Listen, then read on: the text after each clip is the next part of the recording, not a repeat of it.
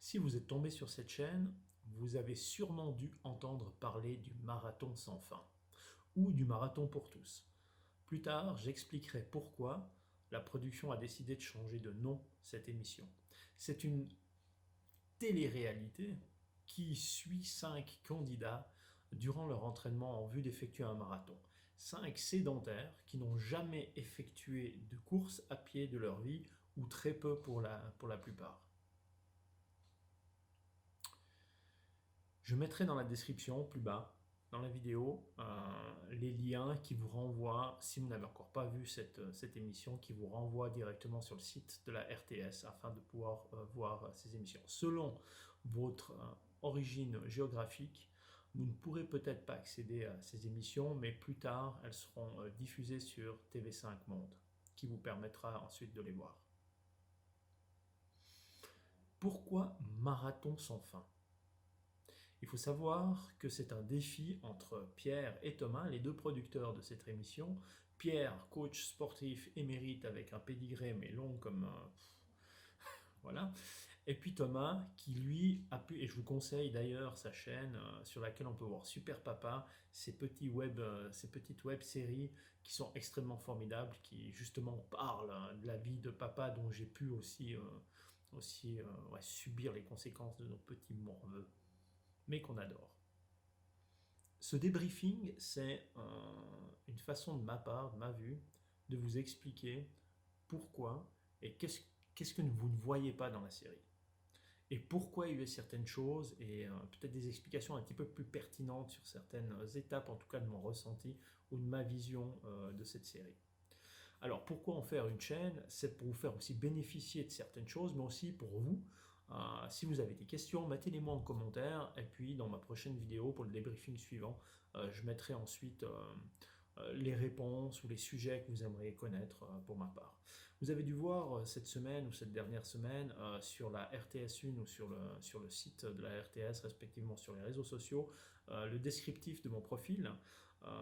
Et donc par rapport à ça, si vous avez des questions, surtout si vous êtes tout comme moi touché par la maladie de la sclérose en plaques et que vous avez des questions ou des hésitations, n'hésitez pas, posez-les-moi et je vous répondrai alors bien volontiers.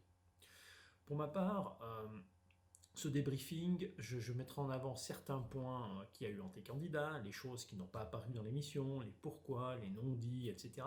Et puis les anecdotes. Pour moi, pour ma part, pourquoi j'ai décidé de faire un marathon sans fin, alors ça a été expliqué justement dans mon profil, mais c'est d'arrêter de mettre les choses au lendemain, et j'ai toujours voulu courir. Oui, effectivement, j'ai toujours voulu pouvoir courir, parce que vouloir courir c'est facile, on met ses baskets et puis on y va. Mais pouvoir courir, ça veut dire courir comme ces gens qu'on voit, hein, vraiment, on les voit courir vraiment, c'est quelque chose qui m'a toujours fait envie, et j'ai toujours été un petit peu jaloux. Donc j'ai profité de faire ce casting et voilà, j'ai été retenu.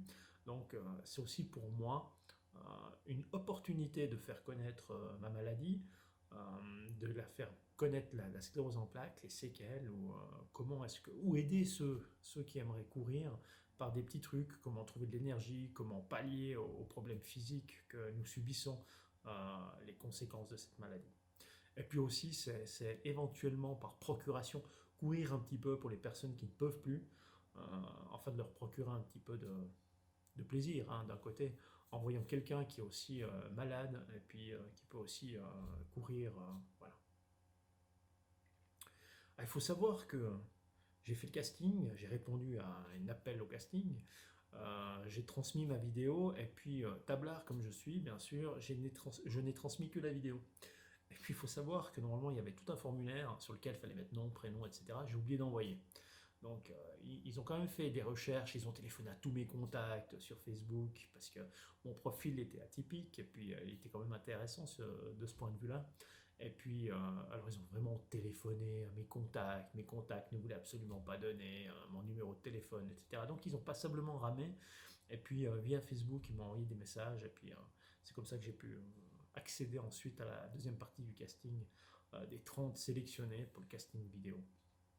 Et puis suite à ce casting, Pierre m'appelle, il me dit voilà, c'était au mois de mars 2020, Pierre m'appelle et me dit bon Sacha, écoute, on a décidé de poursuivre l'aventure avec toi.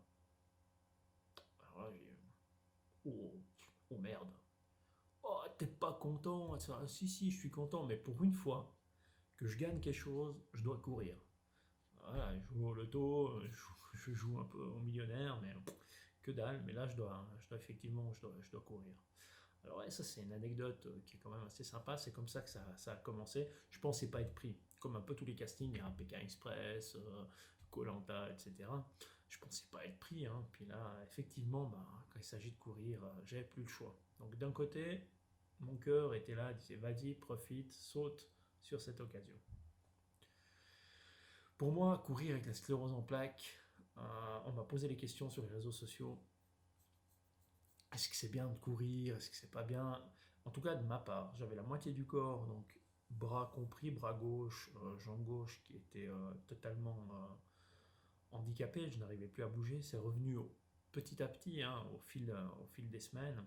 Mais pour moi, ça m'a amélioré, en tout cas dans la manière générale, l'état, on va dire, de mon corps, on va dire, a bien amélioré. Pour là, j'ai ressenti les points positifs.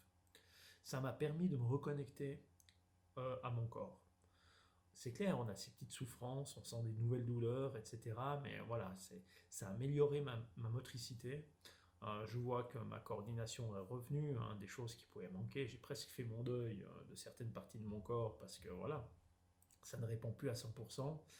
Et puis, bon, c'est peut-être pour ça que je me prends beaucoup au sérieux, même trop parfois. On peut le voir dans la vidéo, hein. J'ai une impression de dépressif, mais c'est pas tellement le cas, hein. Je veux dire, voilà, je veux bien faire les choses pour faire passer les bons messages, et je suis soucieux vraiment de ce qu'on peut dire, de ce qu'on peut ressentir. Après, encore une fois, hein, si vous vraiment vous dites, pour moi la course, je suis aussi malade, j'ai des problèmes, etc. Est-ce que je pourrais prendre la course? Posez-moi vos questions. Je peux y répondre. Si vous avez des doutes, c'est que vous avez peur de vous lancer. Je peux aussi peut-être apporter mon expérience de ce côté-là parce que je continue à courir d'une certaine manière. Je ne veux pas spoiler la suite de la série, mais quand même, voilà.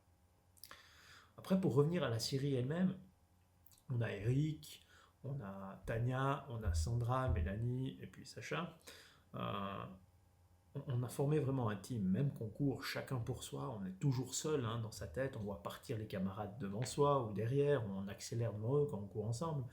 Et puis, c'est très difficile, on ne peut pas se mesurer, parce qu'on a des niveaux très différents, on ne peut pas se mesurer. Alors, entre nous, moi je courais souvent avec Mélanie, qui elle a plus de fraîcheur que moi, hein, entre 20 et 30 ans, ben voilà, on court mieux, surtout elle est plus légère que moi aussi. Donc c'est toujours difficile de faire des entraînements ensemble. Et puis il faut savoir, alors, quand on court, on est vraiment seul avec soi-même. C'est positif et négatif parce que si vous avez des pensées qui sont, on va dire, un peu négatives, ça va vous tirer vers le bas lors de vos entraînements. Par contre, si vous positivez et puis que vous allez de l'avant, ça peut vraiment être bénéfique pour l'entraînement et puis pour le team. Alors c'est clair qu'il y a toujours, comme dans tous les groupes, des clashs. Alors, vous verrez, il n'y a pas de secret, hein. On a eu un clash qui ne ressort pas dans la vidéo, mais avec Tania qui a un peu mis le groupe à dos. On voit dans l'épisode 2 qu'il y a certaines tensions, justement, dans l'épisode 2 entre les camarades, mais ouais, voilà quoi. Si vous êtes sage, vous mettrez la vidéo qu'elle nous a mise, ça vaut son pesant de cacahuètes, hein, je peux vous dire. Tout le monde en ramasse pour son grade, elle n'a pas été de main morte. Et du moment où c'est qu'elle a fait ce coup de gueule, il y a eu vraiment un malaise dans le groupe. Et puis c'est ce qui a émis, enfin il y a eu quelques conséquences par rapport à ça que vous pourrez constater dans les épisodes 3, 4 et 5. Je vous conseille de regarder la 28e minute de l'épisode 2. C'est à partir de là qu'on ressent quand même certaines tensions dans le groupe. On se dit tiens, ils rigolent, ils se regardent pas, et ben effectivement, il y a ce malaise. Voilà. Ensuite, on a fait l'Aikiden. L'Aikiden, c'est ce fameux marathon à 5 où chaque personne prend une portion de la course. Et puis, ben ouais. Alors, moi, je suis parti comme une balle. Exactement ce qu'il ne faut pas faire. Sans réserve, j'ai tout donné, mais je suis comme ça. Hein, je suis entier, donc c'est rare que je me mette en arrière et puis que je ralentisse. Quand le moteur va bien, je donne tout. Puis quand je commence à fatiguer, je ralentis jusqu'à voilà, l'épuisement. Et puis c'est ce qui est arrivé, j'avais plus de souffle, j'avais plus rien. Voilà, bon bref. On croit qu'on est trop fort dans un sport qu'on ne connaît absolument pas, et puis on donne tout parce qu'on est content de courir, hein. Il faut savoir que je n'avais jamais couru 40 minutes. J'étais tout fou, hein. Oh, mais attends, tout feu, tout flamme, hein. Quand on voit que les minutes elles passent, on est toujours en train de courir, on a des ailes, hein. On a le coup de pied au cul. Alors ouais, si j'ai un conseil à donner, c'est que celui qui veut courir vite doit apprendre à courir lentement, puis celui qui veut courir longtemps doit courir lentement. Et c'est que comme ça qu'on peut habituer sa pompe, etc. Mais pour les questions techniques, j'y reviendrai uniquement après le débrief de l'épisode 5, ce qui permettra d'éviter de spoiler la suite des épisodes. Mon coup de cœur dans l'émission ou dans les participants, alors il y en a vraiment un avec qui c'est un peu mon binôme, bon, peut-être parce que c'est aussi le seul et l'unique mec avec moi, c'est Eric, c'est un cœur sur pattes. Et lui, vraiment, c'est un grand gamin, etc., mais il est extraordinaire. Il voit toujours le verre à moitié plein. Et franchement, ça m'a passablement aidé pour mes entraînements, de voir qu'il allait de l'avant. Je me dis, c'est pas possible, il va mieux que moi, etc. Donc voilà. On peut constater, hein, déjà, juste dans les tests de l'effort, son niveau de progression, il est énorme. Ça, vous verrez dans les prochains épisodes. Je pense que, en règle générale, cette expérience m'a apporté une nouvelle vision de la course à pied. Je pense qu'on fait vraiment faux avec les enfants à l'école, ou même nous avec les adultes, hein, dans les stages ou comme ça. Faire courir 12 minutes, courir le maximum, etc. C'est pas ce qui va nous faire aimer le running, hein, ça c'est clair. Je pense que là, il faudrait peut-être avoir une autre approche. Une approche un petit peu plus tournée vers le besoin de courir, l'acceptation de son corps pour évoluer dans la course. On pourrait éviter qu'autant de personnes détestent justement la course. Donc pour moi, voilà quoi. On voit qu'après 10 minutes à Olon, on a couru là comme des lièvres. Pendant 10 minutes, on a dans la tête, on a l'impression en ligne, on court comme des tarés. Puis en fait, quand on nous regarde tourner, vous verrez hein, sur l'épisode, justement sur l'épisode 1, vous avez vu, on est en train de courir, puis tout d'un coup, on voit un athlète qui fait. Alors, bon, ça fout un peu la déprime hein, quand même, mais bon, c'est comme ça.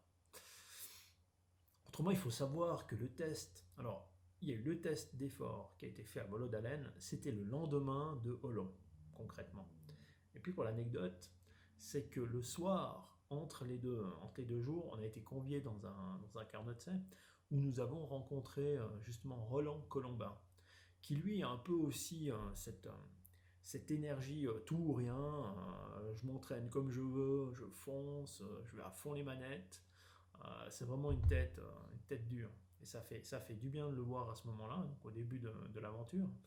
Et bon, bah, c'était soirée raclette, fendant valaisan. Et je vous dis pas, hein, donc le lendemain matin, faire le test d'effort, volo d'haleine, c'était pas facile. C'était vraiment pas facile. D'où notre tronche, etc.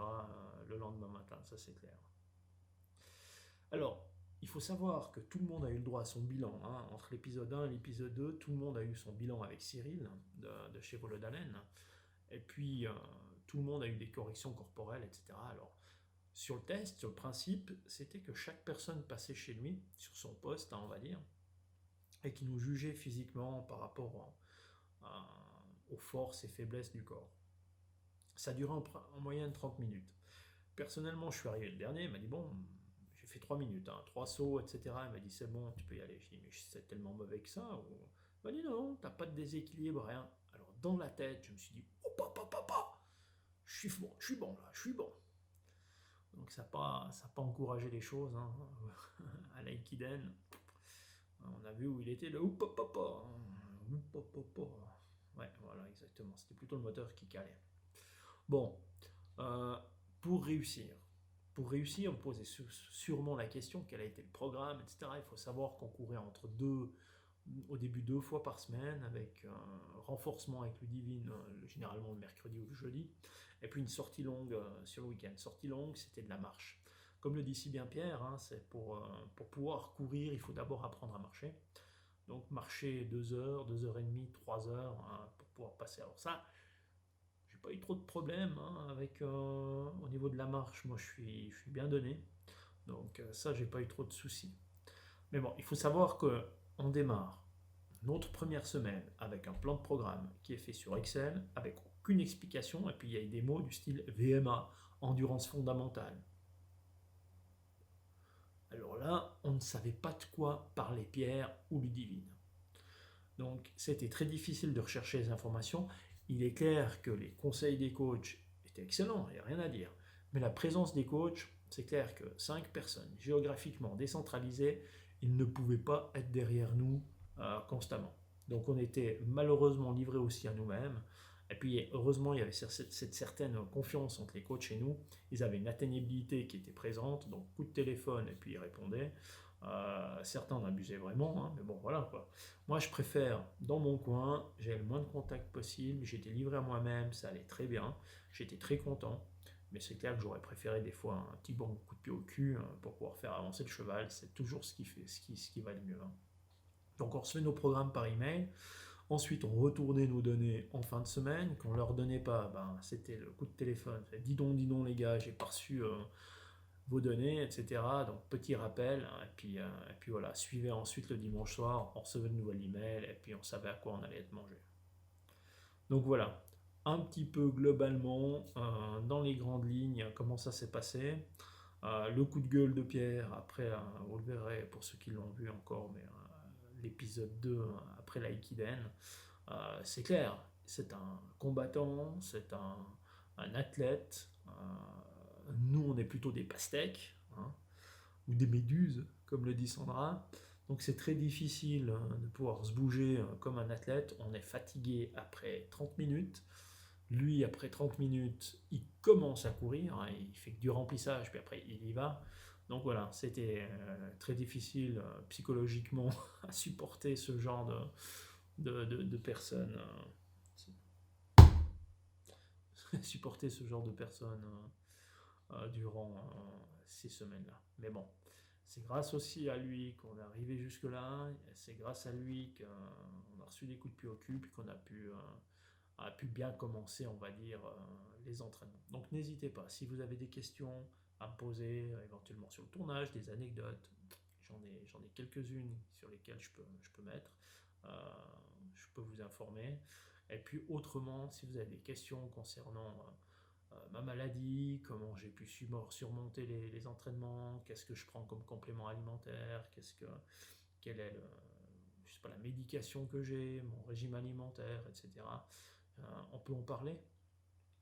Donc n'hésitez pas à mettre dans les commentaires, puis surtout si vous voulez suivre les prochains débriefings après les prochains épisodes, n'hésitez pas.